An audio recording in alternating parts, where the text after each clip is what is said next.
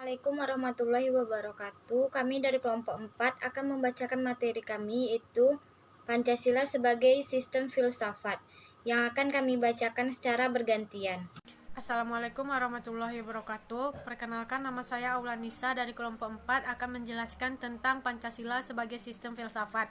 Pengertian dari Pancasila sebagai sistem filsafat adalah kesatuan dari berbagai unsur yang memiliki fungsi tersendiri, tujuan yang sama, saling keterkaitan dan ketergantungan.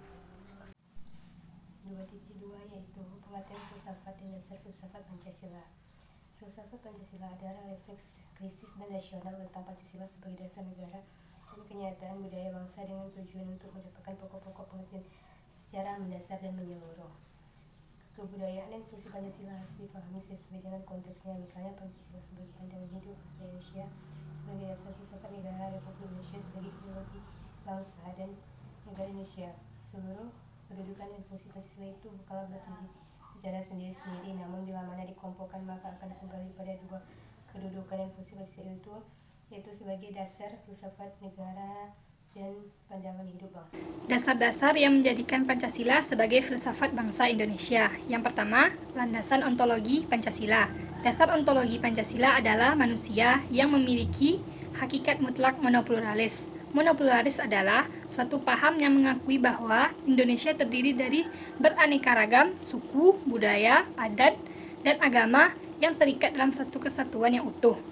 Oleh karena itu, dasar ini juga disebut sebagai dasar antropologi karena faktor utamanya adalah manusia, yakni yang berketuhanan, yang berkemanusiaan, yang berpersatuan, yang berkerakyatan, dan yang berkeadilan pada hakikatnya adalah manusia. Hal ini juga sama dalam konteks negara Indonesia, yang mana Pancasila adalah filsafat negara dan pendukung utama suatu negara adalah rakyat dan rakyat adalah manusia. Yang kedua adalah landasan epistemologis Pancasila. Epistemologis adalah cabang ilmu filsafat yang menyelidiki sumber, syarat, susunan, metode, dan validalitas ilmu pengetahuan. Pancasila dalam pengertian ini telah menjadi suatu sistem cita-cita dan keyakinan yang telah menjelma menjadi suatu ideologi yang mengandung 3 unsur, yaitu unsur yang pertama, logos atau rasionalitas atau penalaran. Yang kedua, pathos yaitu penghayatan, dan yang ketiga etos atau kesusilaan. Yang ketiga adalah landasan aksiologis Pancasila. Aksiologis mempunyai arti, nilai, manfaat, pikiran, teori, dan ilmu. Menurut Bremer, aksiologis adalah cabang ilmu filsafat yang menyelidiki tingkah laku moral dalam wujud etika, ekspresi etika yang berwujud estetika atau seni keindahan, dan sosiopolitik yang berwujud ideologi. Baiklah, saya akan menjelaskan tentang arti Pancasila sebagai filsafat. Pancasila sebagai dasar filsafat negara adalah sama dan mutlak bagi seluruh tumpah darah Indonesia. Fungsi filsafat Pancasila memberi jawaban atas pertanyaan yang bersifat fundamental atau mendasar dalam kehidupan bernegara. Filsafat Pancasila mampu memberikan dan mencari kebenaran yang substansi tentang hakikat negara, ide negara, dan tujuan negara. Dasar negara kita ada 5 dasar. Setiap silanya berkaitan dengan sila yang lain dan merupakan satu kesatuan yang utuh, tidak terbagi dan tidak terpisahkan, saling memberikan arah. Pancasila sebagai filsafat bangsa harus mampu menjadi perangkat dan pemersatu. Pancasila sebagai filsafat bangsa harus mampu menjadi perangkat dan pemersatu dari berbagai ilmu yang dikembangkan di Indonesia. Fungsi filsafat akan terlihat jelas kalau di negara itu sudah berjalan keteraturan hidup bernegara. Kedudukan dan pandangan integralistik Pancasila.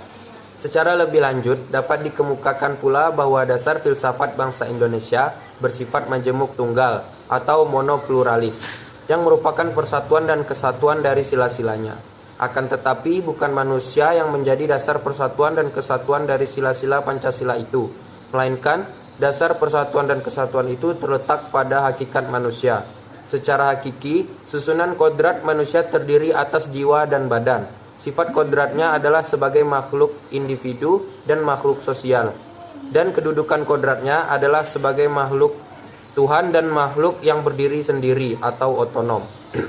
Jadi bersifat monopluralis dan hakikat manusia yang monopluralis itulah yang menjadi dasar persatuan dan kesatuan sila-sila Pancasila yang merupakan dasar filsafat negara Indonesia. Pancasila yang bulat dan utuh, yang bersifat majemuk tunggal itu menjadi dasar hidup bersama bangsa Indonesia yang bersifat majemuk tunggal pula. Dalam kenyataannya, bangsa Indonesia itu terdiri dari berbagai suku bangsa, adat istiadat, kebudayaan, dan agama yang berbeda. Dapat diungkapkan pula bahwa bangsa Indonesia yang memiliki perbedaan itu juga mempunyai kesamaan sejarah dan nasib kehidupan. Pernyataan lebih lanjut adalah bagaimana bangsa Indonesia melaksanakan kehidupan bersama berlandaskan kepada dasar filsafat Pancasila sebagai asas persatuan dan kesatuan sebagai perwujudan hakikat kodrat manusia. Pada saat mendirikan negara Indonesia, para pendiri sepakat untuk mendirikan negara Indonesia yang sesuai dengan keistimewaan sifat dan corak masyarakat Indonesia, yaitu negara yang berdasar atas aliran pikiran negara yang integralistik.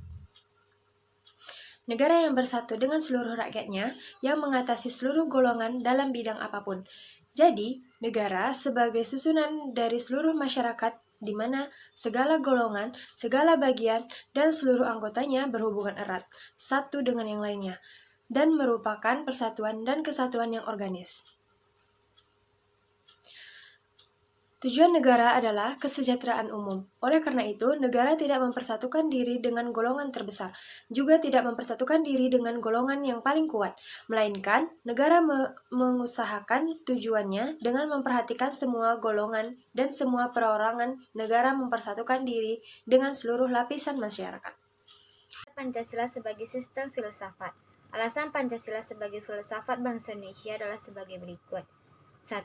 Secara praktis fungsional. Yang kedua, secara formal konstitusional. Bangsa Indonesia mengakui Pancasila adalah dasar negara. Yang ketiga, secara psikologis dan kultur. Bangsa dan budaya Indonesia sederajat dengan bangsa dan budaya manapun. Yang keempat, secara potensial. Filsafat Pancasila akan berkembang bersama dinamika budaya. Itulah materi dari kami, semoga dapat dipahami dan bermanfaat bagi teman-teman. Apabila ada kesalahan mohon dimaafkan. Wabillahi taufiq wal hidayah. Wassalamualaikum warahmatullahi wabarakatuh.